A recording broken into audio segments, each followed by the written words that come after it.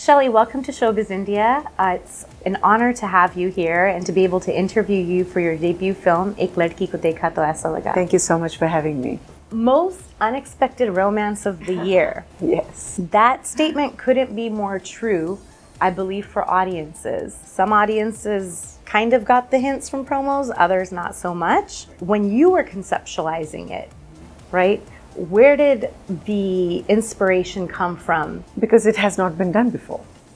This is the first time actually that on the mainstream cinema platform that we have seen a story like this unfold.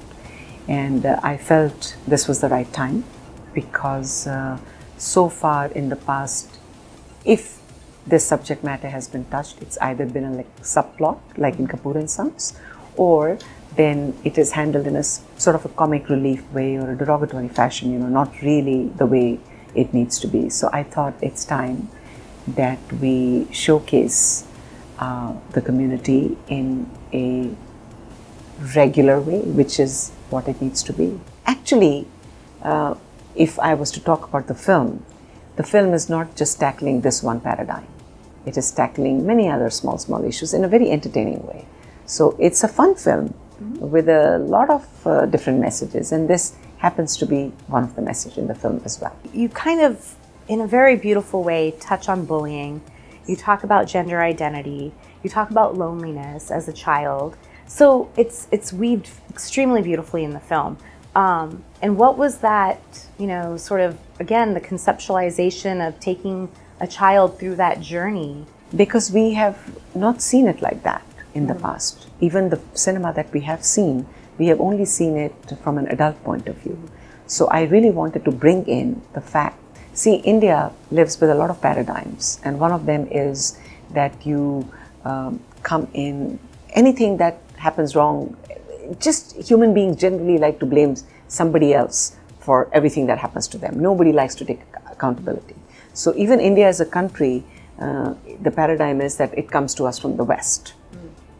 It comes to us from the big cities. It's a modern concept. All of those paradigms, I have tried to give you exactly the opposite of that. So I showed you right from a child's point of view rather than from an adult point of view.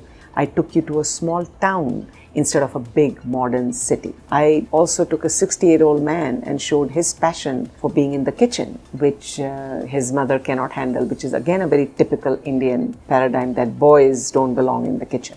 I took a 50-year-old lady and had her follow her dream of acting and let go, and after a divorce, and taking care of her children while taking care of her duties. So there's a lot of different paradigms that we are breaking with these characters. The other beautiful thing was everyone in the film was finding love. Yes. Love in some way, shape, or form. That's one of the essences of the film, is to say that love does not need to be qualified by age, by gender, by caste, creed, by color. None of those things.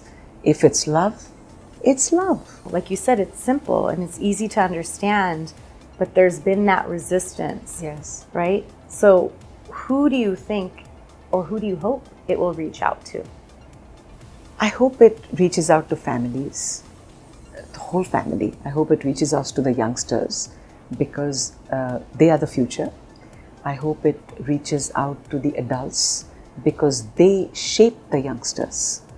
Because that is the first world of any child, is their first core immediate family. And for them to have a different perspective, I think it can have such an impact on the growth of a child. So I hope families come out, and I hope young adults come out and go back and bring your parents and your grandparents, because which is one of the reasons this film is, you will not see anything offensive. You will enjoy the story. It'll be entertaining, and yet there will be at least a change of perspective. Was there anyone or any people in your lives that were inspirations for the characters in your film? All the time. There are so many people around us that inspire you into re-looking at yourself and re-looking at your own perspective. So, and Ghazal, my co-writer herself, is a trans woman. So Ghazal and I both brought in our experiences into the script. And actually, one of the characters, Balbir Chaudhary, who is the chef, the inspiration for that comes from actually my husband. He plays a little cameo, the chef in the film that Anil Kapoor or Balbir Chaudhary is following in the television. That's my husband. So other family members that were on set were Anil Kapoor and Sonam Kapoor Ahuja together on screen, literally playing father-daughter. Yes. What was their dynamic like, and what was it like for you to direct them? Was there a natural synergy because of that relationship? You know, they are both highly professional actors, but being real father and daughter always helps because there is that different energy. So when you are not shooting, when we are all on a break, or when we are getting ready, when we are taking our time to get the next shot ready, there is a warm energy around. As it is, when you go on an outdoor shoot, all the characters, the team, the people, we all become like a family. So we are all sitting together during the break times, we're all eating together. We spend so much time, we literally lived together for those 1 month we were outside. We are all in the same hotel, so it becomes a family. And then these people bring, again, a very warm energy within that energy. So it was really nice to see them interact with each other on screen and off screen.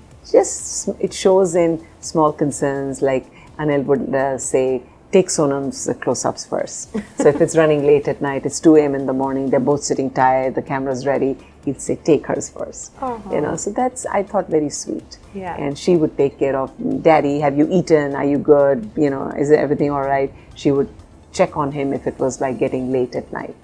So I like that. In your words, for you, what is love? Love is something, you should not have to qualify. It does not need any qualifications. It does not need any labels. It doesn't belong in any category. It's ageless. It's not related to gender or caste or creed or any one of those things. If it's love, it's love. And that's how we should look at it.